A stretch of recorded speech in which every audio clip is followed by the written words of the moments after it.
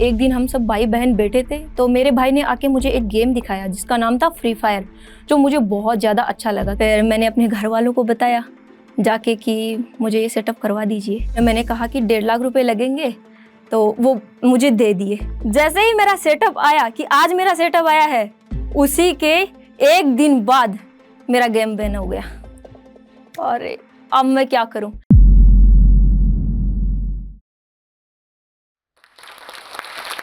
तो hi guys, आप सबका स्वागत है आज के हमारे प्यारे से वीडियो में। तो जिन्हें नहीं पता है मैं बता दूं, मेरा नेम है Rose Chaudhary and I am a girl gamer. मेरा एक यूट्यूब चैनल है जिसपे मैं गेम प्ले वीडियोज अपलोड करती हूँ एंड मैं राजस्थान सीकर के एक छोटे से गांव से रहने वाली हूँ और मेरी फैमिली में टोटल 4 मेंबर है। मैं, मेरे मम्मी पापा और मेरा एक भाई। तो शुरू करती हूँ मैं अपने बचपन से। जब मैं क्लास 10th में थी तो मेरा पढ़ाई एंड स्पोर्ट्स में बहुत मन लगता था, लेकिन सडनली अचानक ऐसा हुआ कि मैं बीमार पड़ गई थी। तो डॉक्टर ने मुझे ना 2 महीने का बेड रेस्ट दे दिया था। तो उस दौरान हुआ ऐसा कि मैं अपनी बहनों को देखती रहती थी। उनके पास था कीपैड फोन और उसमें वो स्नैक वाला गेम खेलती रहती थी। तो मेरा बहुत मन करता था कि काश ये फोन मुझे भी मिल जाए, लेकिन मिलना तो बहुत दूर की बात है, मेरे को टच तक नहीं करने देती थी। तो मैंने सोचा पापा को बोलने से तो कोई फायदा नहीं होगा, क्योंकि उस टाइम पे मैं बहुत ज्यादा छोटी थी। तो सोचा कि मम्मी को बोलते हैं। फिर मम्मी को जाके बोला कि मम्मी प्लीज मुझे फोन दिला दीजिए, आप जैसा बोलेंगे वैसा कर लूंगी मैं। आप घर के जितने भी सारे काम होते हैं सारे के सारे काम कर लूंगी, लेकिन प्लीज मुझे फोन दिला दीजिए। लेकिन मम्मी के मुंह से एक बार भी हाँ नहीं निकला। फिर मैंने सोचा यार क्या करें क्या करें। फिर मेरे दिमाग में एक आइडिया आया कि जब है ना मैं नाना के घर जाती थी तो मेरे को मामा कभी 20 रुपए, कभी नाना जी 50 रुपए ऐसे दे देते। तो मेरे पास हो चुके थे टोटल 100 रुपीज। तो फिर मैंने सोचा यार क्या करें क्या करें। फिर मैं अपने कजन सिस्टर के पास दौड़ी दौड़ी गई जिनके पास फोन्स थे। तो फिर जाके मैंने उनको बोला कि प्लीज आप अपना ओल्ड वाला फोन मुझे दे दीजिए, मैं आपको 100 रुपीज दूंगी। तो उन्होंने कहा ठीक है। उन्होंने मेरे को वो 100 रुपीज वाला फोन दे दिया। फिर जैसे ही घर गई उनको बताया कि ये मैंने फोन लिया है, तो जो डांट पड़ी ना उस टाइम मेरे को, वो अलग ही लेवल की थी।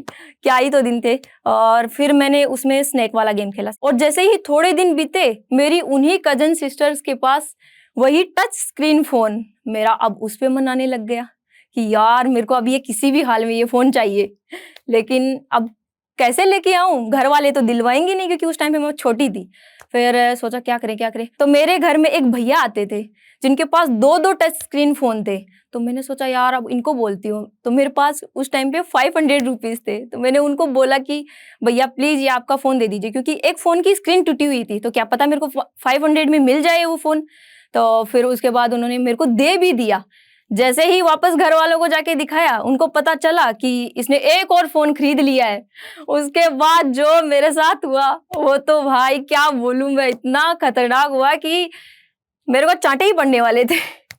लेकिन उसके बाद घर वाले समझ गए कि ठीक है। ऐसे ही काफी दिन बीत गए। उसके बाद एक दिन हम सब भाई बहन बैठे थे तो मेरे भाई ने आके मुझे एक गेम दिखाया जिसका नाम था फ्री फायर, जो मुझे बहुत ज्यादा अच्छा लगा, क्योंकि उसमें सबसे खास बात मेरे को ये लगी कि हम अपने टीममेट्स के साथ बात करके गेम खेल सकते हैं। तो ये सबसे ज्यादा यूनिक लगा मेरे को। तो वो गेम इतना ज्यादा मुझे पसंद आया, इतना ज्यादा कि मैं लगातार 1-1.5 साल तक वो गेम खेलती रही। और फिर मुझे यूट्यूब में इंटरेस्ट आया तो मैंने यूट्यूब स्टार्ट कर दिया और मेरा पहला वीडियो था फ्री फायर का। तो आप सोच भी नहीं सकते गाइस उसमें कितने व्यूज आए। पता है गाइस, पूरे 50 व्यूज आए। और उसमें भी मैं और मेरा भाई दोनों वीडियो देखते थे कम से कम दिन में 10 बार। तो शायद मेरे को लगता है कि हम ही व्यूज कर दिए थे, वो कोई 5-10 लोग हमें देखे होंगे। लेकिन उसके बाद धीरे धीरे मैंने कंटिन्यू रखा कि कुछ ना कुछ तो अच्छा ही होगा। मैं क्या करती थी गाइस पता है, मैं जाती थी गेम में और उनको बोलती थी कि ये मेरा चैनल है, जाके सब्सक्राइब कर लो। अपने बारे में बताती रहती थी। ऐसा ही टाइम बीतता गया तो मेरे 1.5 साल में टोटल 11,000 सब्सक्राइबर हो चुके थे। और आप सोच सकते हैं मेरी अर्निंग कितनी हुई होगी। मेरी अर्निंग हुई थी टोटल 10,000। तो मैं बहुत ज़्यादा खुश भी थी और निराश भी थी। लेकिन मैं अपनी फैमिली वालों को जाके बताई। उस टाइम पे मैं पहली बार बताया कि मैं यूट्यूब पे कर रही हूँ और ये मेरी अर्निंग है। तो मेरे घर वाले काफ़ी ज़्यादा खुश हुए, लेकिन मैं थोड़ी निराश थी क्योंकि मैं बहुत ज़्यादा मेहनत करती थी और फिर भी मतलब अपना फ्यूचर नहीं देख सकती ना कि 1.5 साल में 10,000 बहुत कम होता है। फिर मैंने सोचा यार क्या करें, लेकिन होता है ना कि यार मेहनत का फल मीठा होता है। मैं मेहनत करती गई कि कभी ना कभी तो कुछ अच्छा ही होगा ना मेरे साथ। ऐसे ही थोड़ा टाइम बीतता गया, फिर एक दिन ऐसा हुआ कि मेरी लाइफ में आया एक फरिश्ता जिसका नाम है हर्ष। जैसे ही वो आए तो उस टाइम पे उनके शायद 2 मिलियन सब्सक्राइबर थे और मेरे कहाँ 11,000। तो जब मैं पहली बार उनसे मिली तो मैं अपने बारे में कुछ भी नहीं बताई कि मेरे 11,000 सब्सक्राइबर है क्योंकि मेरे को बहुत शर्म आ रही थी कि मैं कैसे बताऊं। फिर थोड़े दिन तक हम दोनों ऐसे ही गेम साथ में खेलते रहे, बात करते रहे। उसके बाद उन्होंने मेरे से पूछा कि आप क्या करते हैं? मैं सोची क्या बताऊं अब। फिर मैंने अपने बारे में बता दिया कि ये मेरा चैनल है और मेरे 11,000 सब्सक्राइबर हैं। और फिर उन्होंने मेरे को काफ़ी कुछ समझाया कि आप ऐसे काम नहीं कर सकते यूट्यूब पे, क्योंकि यूट्यूब पे जो क्वालिटी कंटेंट होते हैं वही चलते हैं। और मैं अपने चैनल पे बस स्ट्रीमिंग और वीडियोस के अलावा कुछ भी नहीं करती थी और विदाउट फेस कैम, तो वो चलेगा नहीं। वो काफ़ी कुछ मेरे को समझाया। तो बाद में मैंने सोचा कि यार अब क्या करें, तो उन्होंने मेरे को बताया कि आप एक काम करिए, आप करवाइए पीसी सेटअप। तो पीसी सेटअप के लिए मैंने सोचा कितने पैसे लगेंगे, तो उन्होंने मेरे को बताया कि 2-2.5 लाख रुपए लगेंगे। अब 2-2.5 लाख मैं कहाँ से लेके आऊँ? मेरे पास तो एक पैसा नहीं है। फिर मैंने अपने घर वालों को बताया जाके कि मुझे ये सेटअप करवा दीजिए। तो मेरे घर वाले 2 लाख का कैसे करवा दे, और एक लड़की को, इम्पॉसिबल। उस टाइम पे मैं इतना कुछ करती भी नहीं थी। लेकिन बाद में मैं अपने भाई के पास गई। मैं बोली कि यार भैया प्लीज़ इनको बोलिए ना कि मेरे को सेटअप करवा दे। फिर मेरे भैया गए मेरे घर वालों के पास और फिर उन्होंने मेरे घर वालों को समझाया कि लड़की है तो क्या हुआ, ये करना चाहती है तो इनको करवाइए। अगर आप इनके लिए नहीं करेंगे तो कौन करेगा फिर? फिर मेरे घर वाले थोड़ा मान गए। तो फिर उस टाइम पे मैंने सोचा कि ज़्यादा पैसे तो बताऊँगी नहीं, क्योंकि अगर मैं ज़्यादा पैसे बता दी तो फिर ये लोग मेरे को मना कर देंगे और मेरे पास कुछ और ऑप्शन नहीं था। फिर मैंने कहा कि 1.5 लाख रुपए लगेंगे, तो वो मुझे दे दिए। तो मैंने वो 1.5 लाख रुपए से अपना सेटअप करवाया। मतलब 50,000 मेरे कम पड़ रहे थे, तो मैं अपने भैया को बोली जाके कि भैया प्लीज़ मेरा थोड़ा हेल्प कर दीजिए ना। तो उस टाइम पे वो जॉब करते थे, आज भी करते हैं। तो वो मेरी हेल्प कर दिए कि चलो ठीक है। वही सब कुछ मेरा हेल्प किए थे उस टाइम पे। उनका नाम है राजवीर, जो मेरे कज़न भाई है, बहुत ही ज़्यादा अच्छे हैं। फिर मेरा सेटअप डन हो गया। अब मेरे साथ बहुत बड़ा सीन हो गया। सीन ऐसा हुआ कि जैसे ही मेरा सेटअप आया कि आज मेरा सेटअप आया है, उसी के 1 दिन बाद मेरा गेम बैन हो गया। अरे! अब मैं क्या करूँ? मेरे को तो ऐसे एकदम चक्कर आने लग गए थे कि मैं क्या करूँ? क्योंकि घर वालों से पैसे ले लिए और अब मेरे पास कोई ऑप्शन नहीं है। मैंने सोचा यार अब क्या करें, क्या करें? फिर मैं तो एकदम डिप्रेशन में चली जा रही थी, लेकिन हर्ष ने मुझे बताया कि टेंशन मत करिए, क्योंकि फ्री फायर बैन हुआ है, फ्री फायर मैक्स बैन नहीं हुआ है, उसी का है वर्ज़न। तो फिर मैंने सोचा ये फिर तो ठीक है। लेकिन उस टाइम की एक बात है कि मैं तो वहाँ पे डिप्रेशन में थी कि यार इतने सारे पैसे ले लिए हैं घर वालों से और 2 लाख रुपए खर्च कर दिए, और अब अगर ये गेम बैन हो गया तो मैं क्या करूँगी? लेकिन वहीं पे मेरी कुछ कज़न्स थी जो बहुत ज़्यादा खुश हो रही थी कि घर साथ में खुद तो डूब गई लेकिन घर वालों को भी डुबा गई। लेकिन मुझे बहुत बुरा लगा ये बात का कि यार ये कैसे सोच रही है, क्योंकि मेरी सिस्टर है, उसके बावजूद भी ये ऐसा सोच रही है। लेकिन उस दिन मेरे को पता चला कि कौन अपना है और कौन पराया है। फिर मेरे को हर्ष ने समझाया कि ऐसा कुछ नहीं है, आपका फ्यूचर होगा, बट आप मेरी बात मानिए। तो फिर मैंने कहा कि क्या करूँ फिर अब मैं, क्योंकि गेम तो बैन हो गया है, अब ऑप्शन क्या बचा है? फिर उन्होंने बताया कि फ्री फायर मैक्स है ना, हम वो कंटिन्यू रखेंगे, तो आप अपना न्यू चैनल बनाइए। फिर मैंने सोचा यार ओल्ड वाले का क्या करूँगी? तो उन्होंने बताया कि उसमें कोई क्वालिटी कंटेंट नहीं दिया है, ना मैं उस पे फेस कैम की हूँ, तो कोई फ़ायदा नहीं है ना उस चैनल पे। और 1.5 साल में मतलब 11,000 सब्सक्राइबर ही हुए थे उसमें। फिर मैंने वो चैनल डिलीट कर दिया कि चलो ठीक है, ये किसी काम का तो है नहीं, इसको डिलीट कर देते हैं। फिर मैंने स्टार्ट किया अपना न्यू चैनल, जिसका नाम रखा मैंने पीएन रोज़। अब आप लोग सोच रहे होंगे कि पीएन का मतलब क्या है? तो पीएन का मतलब है प्रोनेशन, जो हर्ष के चैनल का नाम है। तो फिर उसके बाद मैंने वो चैनल स्टार्ट किया और ऐसे ही मैं वीडियोज़ डालती रही और मेरे 1 साल में टोटल 50,000 सब्सक्राइबर हो चुके थे। फिर वापस मैं कंटिन्यू रखी। फिर मैंने ऐसा डिसाइड किया कि मैं और हर्ष और मेरा भाई तीनों साथ में रहेंगे, क्योंकि मेरे को एडिटिंग नहीं करना आता था और मेरा भाई एडिटिंग करता था, और हर्ष साथ में रहेंगे तो हम व्लॉगिंग भी करेंगे। तो फिर हर्ष हमारे यहाँ आ गए और फिर हम लोग साथ में रहने लग गए। फिर थोड़े ही दिन ऐसे बीतते गए 6 महीने में हो गए मेरे 95,000। मैं 1 लाख के बहुत ज़्यादा करीब थी। फिर एक दिन की बात, हम सब सुबह बैठे थे, मॉर्निंग का टाइम था। फिर मेरा भाई ऐसा था कि जहाँ पे हम लोग रहते थे उसे थोड़ा-सा रोड क्रॉस करना पड़ता था, तो वहाँ पे वो दूध लेने के लिए जाता था।